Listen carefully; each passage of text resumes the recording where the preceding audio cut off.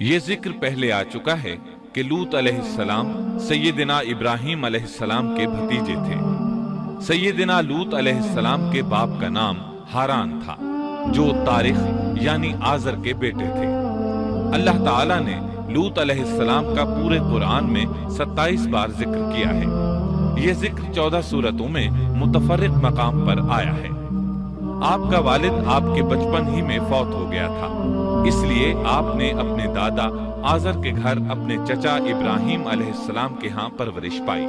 یہی وجہ ہے کہ ابراہیم علیہ السلام کو ان سے بے حد محبت تھی۔ جس وقت پوری قوم سیدنا ابراہیم علیہ السلام کے خلاف اٹھ کھڑی ہوئی اور انہیں آگ میں ڈالا گیا، اس کٹھن وقت میں صرف لوط علیہ السلام ہی وہ شخصیت تھے جو آپ پر ایمان لا چکے تھے۔ پھر جب ابراہیم علیہ السلام نے ہجرت کی تو لوط علیہ السلام نے بھی ان کے ساتھ ہجرت کی۔ اللہ تعالیٰ فرماتے ہیں کہ میں اپنے رب کی طرف ہجرت کرنے والا ہوں، وہ بڑا ہی غالب اور حکیم ہے۔ اس سے پہلے ہم ذکر کر آئے ہیں کہ جب ابراہیم علیہ السلام مصر سے فلسطین واپس چلے گئے تو آپ نے اپنے بھتیجے لوط کو سدوم بستی کی طرف بھیج دیا۔ یہ بحر مردار کے پاس ایک بستی تھی، تجارتی مرکز اور مسافروں کے لیے آرام کی جگہ تھی۔ یہ کافر قوم تھی، ان میں ایک بھی مومن نہیں تھا۔ اللہ تعالیٰ فرماتے ہیں بس جتنے ایماندار وہاں تھے ہم نے انہیں نکال لیا، اور ہم نے وہاں مسلمانوں کا صرف ایک ہی گھر پایا۔ یہ سب لوگ کافر تھے، لوگوں میں سب سے زیادہ فاسق اور فاجر تھے۔ ان لوگوں نے ایسی برائیاں ایجاد کی کہ ان سے پہلے کائنات میں کسی نے نہ کی تھی۔ چنانچہ اللہ فرماتے ہیں جب لوط نے اپنی قوم سے کہا تم ایسی فحاشی اور بے حیائی کا ارتکاب کرتے ہو جو جہانوں میں تم سے پہلے کسی شخص نے نہیں کی۔ پھر اللہ فرماتے ہیں کیا تم عورتوں کو چھوڑ کر مردوں سے حاجت پوری کرتے ہو، بلکہ تم حد سے بڑھنے والی قوم ہو۔ اس کام یعنی اغلام بازی اور جنسی بے راہ روی کو قوم لوط نے شروع کیا، لیکن بعض کہتے ہیں یہ تو فطری چیز ہے اور بعض کہتے ہیں یہ جنات سے شروع ہوئی۔ بہرحال یہ فسق و فجور اور گھناؤنا جرم اسی قوم سے شروع ہوا۔ فرشتوں کی زبانی اللہ تعالیٰ نے فرمایا فرشتوں نے کہا کہ ہم گناہگار قوم کی طرف بھیجے گئے ہیں۔ پھر کہنے لگے مگر خاندان لوط کہ ہم ان سب کو تو ضرور بچا لیں گے، سوائے اس کی بیوی کے کہ ہم نے اسے رکنے اور باقی رہ جانے والوں میں مقرر کر دیا ہے۔ اسی طرح لوط علیہ السلام نے ان سے کہا کیا تم جہان والوں میں سے مردوں کے ساتھ شہوت رانی کرتے ہو، اور تمہاری جن عورتوں کو اللہ نے تمہارا جوڑ بنایا ہے ان کو چھوڑ دیتے ہو، بلکہ تم ہو ہی حد سے گزر جانے والے۔ اللہ تعالیٰ نے قرآن میں کتنے ہی مقامات پر اس گناہ کی برائی اور قباحت بیان فرمائی ہے، اس لیے کہ یہ نہایت سنگین اور گھناؤنا جرم ہے۔ اللہ تعالیٰ فرماتے ہیں اور لوط کا ذکر کر جبکہ اس نے اپنی قوم سے کہا کہ کیا باوجود دیکھنے بھالنے کے پھر بھی تم بدکاری کرتے ہو؟ یہ کیا بات ہے کہ تم عورتوں کو چھوڑ کر مردوں کے پاس شہوت سے آتے ہو؟ حق یہ ہے کہ تم بڑی ہی نادانی کر رہے ہو۔ اللہ تعالیٰ نے اس قوم کی قبیح خصلتوں کا جتنا ذکر کیا ہے کسی اور قوم کا نہیں کیا۔ انہیں کافر، مجرم، جاہل اور حد سے بڑھنے والا کہا گیا، کہیں فضول خرچی کرنے والے اور فاسق کہا گیا۔ یہ تمام برائیاں ان میں موجود تھیں۔ اللہ تعالیٰ فرماتے ہیں اور لوط کو یاد کرو جب انہوں نے اپنی قوم سے کہا تم ایسی فحاشی کرتے ہو کہ تم سے پہلے کسی جہاں والے نے نہیں کی۔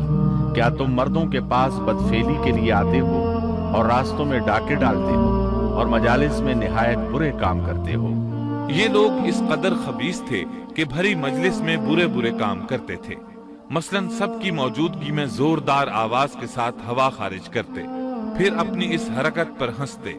غرض یہ کہ برائی کی تمام تر صفات ان میں موجود تھی۔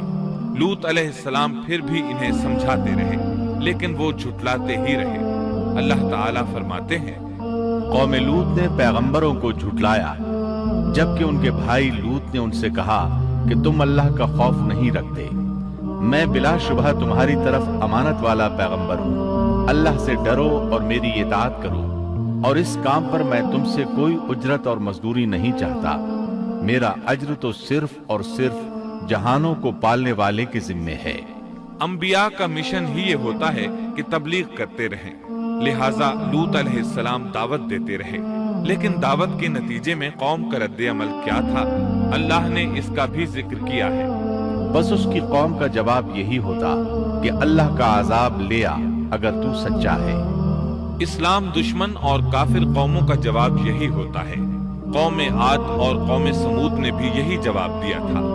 दूसरी आयत में है, लूत ने उन्हें हमारी पकड़ से डराया, यानी उन्होंने कहा, ए कौम, अल्लाह की पकड़ से और अजाब से बच जाओ, मोहतात हो जाओ।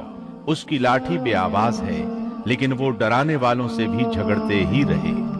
एक और आयत में अल्लाह फरमाते हैं, और उनकी कौम से कोई जवाब न बन पड़ा बजुज इसके कि आपस में कहने लगे कि इन लोगों को अपनी बस्ती से निकाल दो, ये पाकबाज बनने की कोशिश करते हैं। चूंकि ये सब के सब लोग फहाशी, उरियानी, बेहयाई, बेगैरती, फिस्क व फुजूर और बदकारी में मसरूफ थे, इनके नजदीक पाकीज़गी इख्तियार करना बेमाना काम बन चुका था। लूत अलैहिस्सलाम और उनकी बेटियों के अलावा कोई शख्स पाक न था, सब के सब गिलाजत में डूबे हुए थे। चुनाचे उन्होंने लूत अलैहिस्सलाम को अपनी बस्ती से निकाल बाहर करने का फैसला किया। कहने लगे, ऐ लूत, अगर तू अपने इस वाज़ो नसीहत से बाज ना आया तो जरूर तुझे निकाल दिया जाएगा। इस पर लूत ने फरमाया, मैं भी तुम्हारे इस घिनौने अमल से बेजार हो चुका हूँ। चुनाचे लूत अलैहिस्सलाम उस मौके पर वहां से निकल आए और अपने रब से यूं दुआगो हुए, ऐ मेरे परवरदिगार, मुझे और मेरे अहल को इनके अमल से बचा ले और नजात अता फरमा। कितनी ही आयात में है कि इन लोगों ने लूत अलैहिस्सलाम को बस्ती से निकालने का अज़्म कर रखा था, और लूत अलैहिस्सलाम इस पूरी बस्ती में बेयारो मददगार थे। वहां उनका कोई खानदान तो था नहीं, लिहाजा घर में ही बैठे रहे, दुआ करते रहे, ऐ परवरदिगार, इस फसादी कौम के खिलाफ मेरी मदद फरमा। इस दुआ से इस कौम की एक और खसलत मालूम हुई, और वो ये कि वो फसादी भी थे। सो अल्लाह ने दुआ कबूल फरमाई, फरिश्ते भेजे, जिब्राइल, मीकाइल और मलकुल मौत, और बाज रिवायात के मुताबिक इसराफील को भी इनके साथ भेजा गया। वो सबसे पहले इब्राहीम अलैहिस्सलाम के पास आए ताकि उन्हें इसहाक अलैहिस्सलाम की बिशारत दें। आखिरकार यहाँ से फरिश्तों ने सदूम का रुख किया। ये फरिश्ते वहां नौजवान लड़कों की सूरत में पहुंचे, उनकी टोलियों के पास से गुजरे ताकि उन्हें आजमा लिया जाए, उन पर हुज्जत कायम हो जाए। मतलब ये कि अल्लाह ताला ने फरिश्तों से कहा था कि उन लोगों को उस वक्त तक हलाक न करना जब तक कि उनके नबी को उन पर इल्जाम लगाते न देख लो। चुनाचे ये फरिश्ते नौजवान और खूबरू लड़कों की सूरत में बस्ती के किनारे पहुंच गए। लूत अलैहिस्सलाम की एक बेटी बस्ती से बाहर किनारे पर रहती थी। जब उसने उन्हें देखा तो डर गई। उसने सोचा, हमारी कौम के लोगों ने अगर इन्हें देख लिया तो जरूर इनसे बुराई करके रहेंगे। इसलिए वो अपने वालिद लूत अलैहिस्सलाम की तरफ दौड़ी। उनके पास पहुंचकर कहने लगी, मैंने चंद नौजवान लड़कों को देखा है और मैं उनके बारे में खौफजदा हूँ। लूत अलैहिस्सलाम जल्दी से उनकी तरफ आए। उनसे पूछा, आप कैसे आए हैं? उन्होंने बताया, हम आपके मेहमान हैं। लूत अलैहिस्सलाम चाहते थे उन्हें बाहर ही से दूसरी तरफ रवाना कर दें, लेकिन जब उन्होंने कहा कि हम मेहमान हैं तो वो उन्हें जाने के लिए न कह सके। चुनाचे उनसे बोले, अल्लाह की कसम, जमीन की पुश्त पर इससे खबीस और गंदी कौम हमने नहीं देखी और न ही किसी के बारे में ऐसा मालूम हुआ।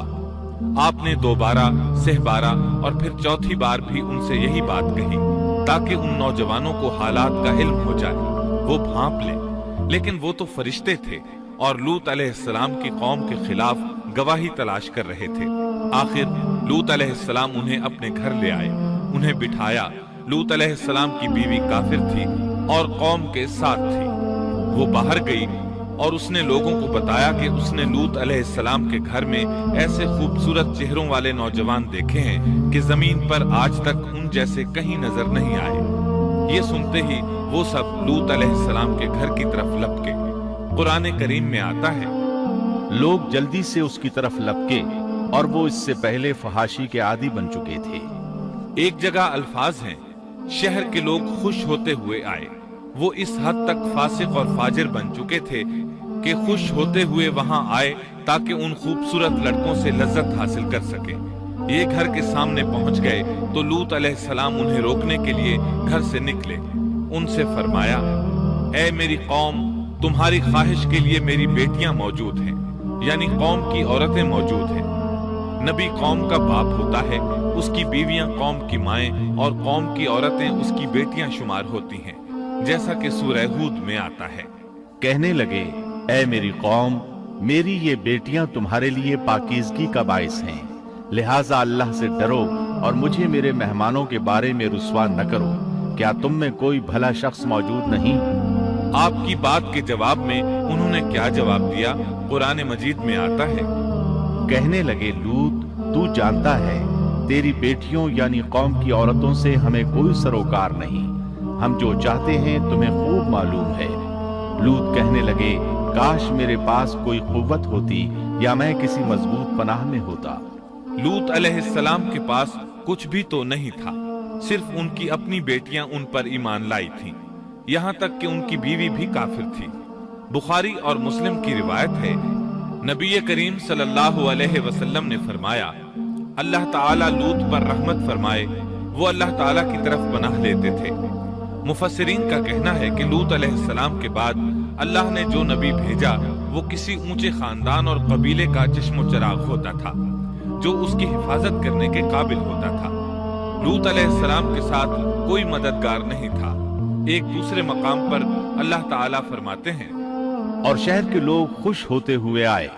لوط نے کہا، یہ میرے مہمان ہیں، مجھے رسوا نہ کرو، اللہ سے ڈرو اور مجھے ذلیل نہ کرو۔ انہوں نے کہا، کیا ہم نے تجھے جہان والوں کے بارے میں منع نہیں کیا؟ یعنی انہوں نے آپ کو تبلیغ وغیرہ سے بھی روک دیا تھا۔ لوط نے کہا، اگر خواہش پوری کرنا چاہتے ہو تو میری بیٹیاں یعنی قوم کی عورتیں موجود ہیں، ان سے کر لو۔ اے پیغمبر، تیری عمر کی قسم، وہ لوگ اپنی مدہوشی میں مست تھے۔ اللہ تعالیٰ نے کسی انسان کی عمر کی قسم نہیں کھائی سوائے نبی کریم صلی اللہ علیہ وسلم کے، اور یہ اعزاز آپ کے شرف، عزت اور تکریم پر دلیل ہے۔ اب ان لوگوں نے گھر میں داخل ہونے کی تیاری کر لی۔ ادھر لوط علیہ السلام نے اپنے تینوں مہمانوں کی طرف دیکھا۔ آپ ان کے لیے فکر مند تھے، لیکن وہ یہ دیکھ کر حیران ہوئے بغیر نہ رہے کہ وہ تینوں بالکل بے فکر بیٹھے تھے۔ اس وقت کی کیفیت اللہ تعالیٰ نے قرآن مجید میں یوں بیان فرمائی ہے، تم لوگ تو کچھ انجان سے معلوم ہو رہے ہو۔ اس پر وہ کہنے لگے، ہم تو تیرے پاس وہ فیصلہ لائے ہیں جس میں اس قوم کو شک تھا، اور ہم تیرے پاس حق لے کر آ چکے ہیں، اور بے شک ہم سچے ہیں۔ سورۃ العنکبوت میں اللہ تعالیٰ فرماتے ہیں، فرشتوں نے کہا، اے لوط، نہ ڈر اور غم نہ کھا، یقیناً ہم تجھے اور تیرے اہل کو سوائے تیری بیوی کے نجات دیں گے، وہ پیچھے رہ جانے والوں میں سے ہوگی۔ ہم اس بستی والوں پر ان کے گناہوں کے سبب آسمان سے عذاب نازل کرنے والے ہیں۔ انہوں نے یہ بھی کہا، کہنے لگے، اے لوط، ہم اللہ کے بھیجے ہوئے فرشتے ہیں، یہ لوگ تجھ تک نہ پہنچ پائیں گے، یعنی تجھے تکلیف نہیں پہنچا سکیں گے۔ پھر ان میں سے ایک شخص نے اندر داخل ہونے کی کوشش کی۔ جبریل اٹھے، انہیں ایک ایسی ضرب لگائی کہ تمام کے تمام اوندھے ہو گئے۔ اس بارے میں اللہ کا فرمان ہے، انہوں نے لوط کو اس کے مہمانوں کے بارے میں پھسلانے کی کوشش کی تو ہم نے ان کی آنکھیں مٹا ڈالی۔ اللہ تعالیٰ سورۃ القمر میں فرماتے ہیں، بس میرا عذاب اور ڈرانا چکھو۔ وہ دھمکیاں دینے لگے اور واپس جاتے ہوئے کہنے لگے، ہم تجھ سے کل نبٹ لیں گے۔ انہوں نے سزا محسوس بھی کر لی، لیکن پھر بھی توبہ نہ کی۔ اس وقت فرشتوں نے کہا، یقیناً ان کے وعدے کا وقت صبح کا ہے، اور کیا صبح بالکل قریب نہیں؟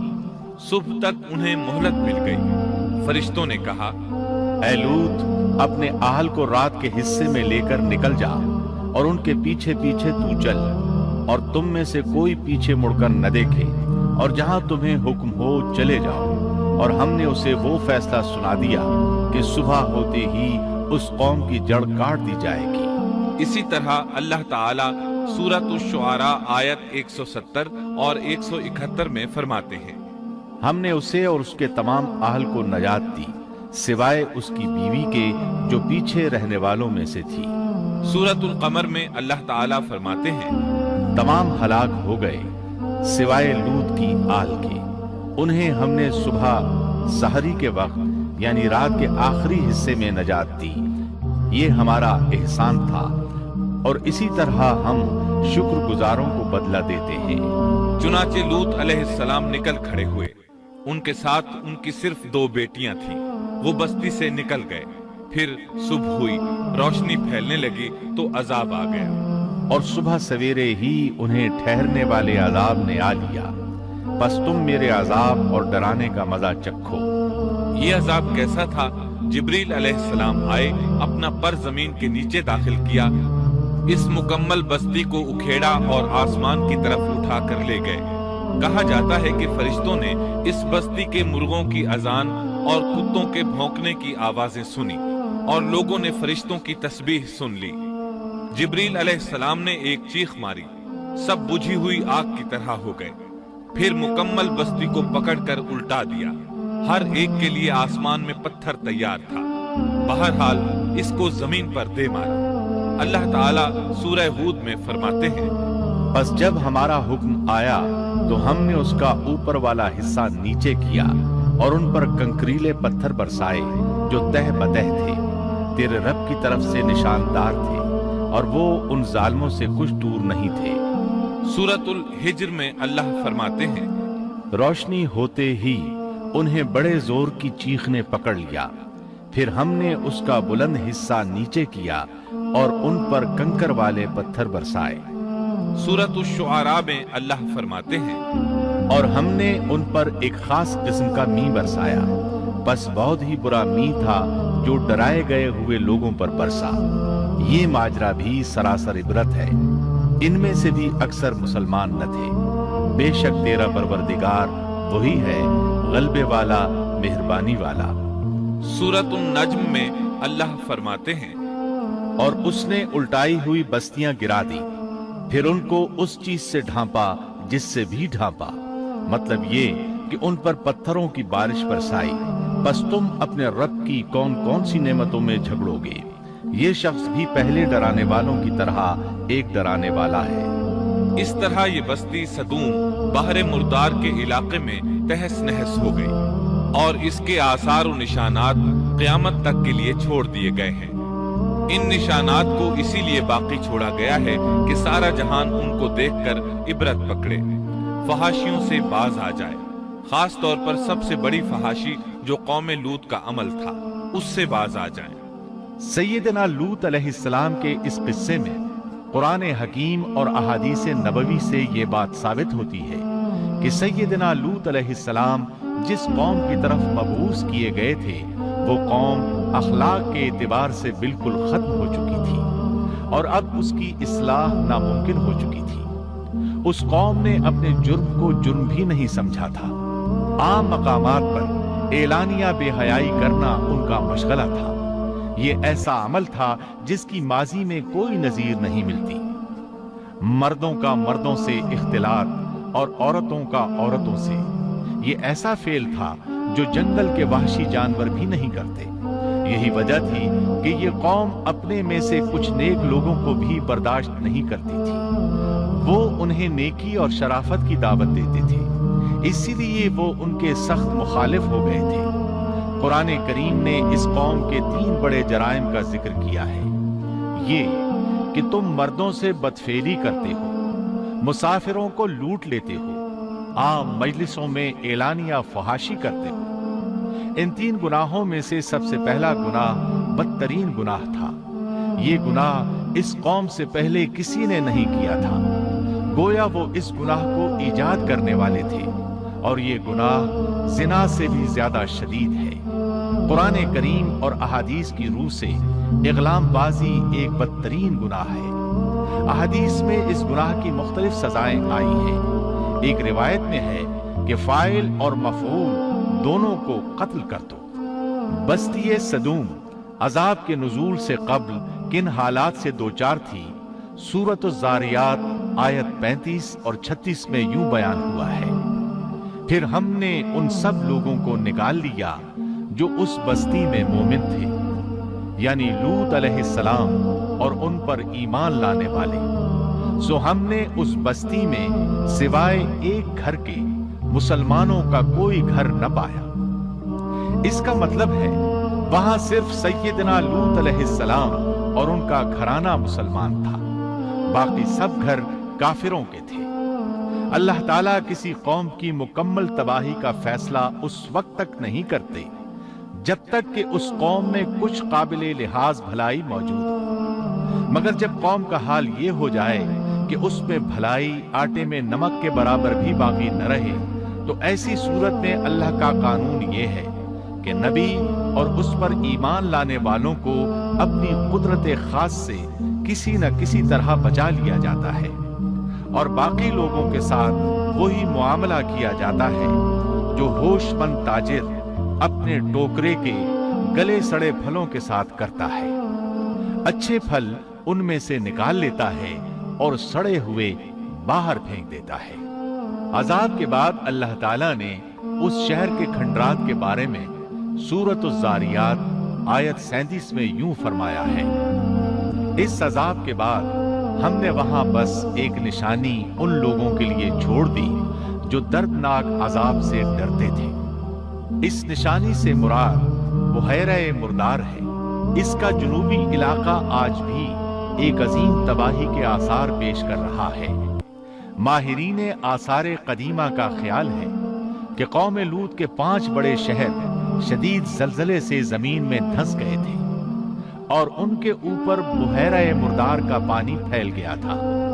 اس خیال کی وجہ یہ بتائی جاتی ہے کہ بحیرہ مردار کا وہ حصہ جو اللسان نامی جزیرے کے جنوب میں واقع ہے وہ صاف طور پر بعد میں پیدا ہوا ہے، اور قدیم بحیرہ مردار کے جو آثار اس جزیرے کے شمال میں نظر آتے ہیں وہ جنوب میں پائے جانے والے آثار سے بالکل مختلف ہیں۔ ماہرین آثار قدیمہ نے اس سے یہ بات اخذ کی ہے کہ جنوب کا حصہ پہلے اس بحیرہ کی سطح سے بلند تھا، بعد میں زلزلے سے دھنس کر زمین کے نیچے چلا گیا۔ اس دھنسنے کا زمانہ بھی 2000 برس قبل مسیح کے قریب معلوم ہوتا ہے، اور یہ زمانہ تاریخ کے اعتبار سے سیدنا ابراہیم علیہ السلام اور سیدنا لوط علیہ السلام کا زمانہ ہے۔ 1965 عیسوی میں آثار قدیمہ کی ایک امریکی ٹیم کو اللسان جزیرے پر ایک بہت بڑا قبرستان ملا۔ اس میں 20,000 سے زائد قبریں تھیں۔ اس سے اندازہ ہوتا ہے کہ قریب ہی کوئی بڑا شہر آباد تھا۔ اس لیے عین ممکن ہے کہ جس شہر کا یہ قبرستان ہے وہ بحیرہ میں غرق ہو چکا ہو۔ بحیرہ کے جنوب میں جو علاقہ ہے اس میں اب بھی ہر طرف تباہی کے آثار موجود ہیں، اور زمین میں گندھک، رال، کول تار اور قدرتی گیس کے اتنے بڑے ذخائر پائے گئے ہیں کہ ان کو دیکھ کر یقین ہو جاتا ہے کہ کسی وقت بجلیوں کے گرنے سے یا آتش فشاں کا لاوا نکلنے سے یہاں آگ پھٹ پڑی تھی۔ اللہ تعالیٰ سورہ ہود کی آیت 83 میں ارشاد فرماتے ہیں، پتھراؤ کا یہ عذاب آج بھی ظالموں سے دور نہیں۔ مطلب یہ کہ جو قوم اس قوم کی طرح ظلم اور بے حیائی پر جم جائے وہ اپنے آپ کو اس جیسے عذاب سے دور نہ خیال کرے۔ لوط علیہ السلام کے حالات اور واقعات قرآن کریم کی روشنی میں آپ نے سنے۔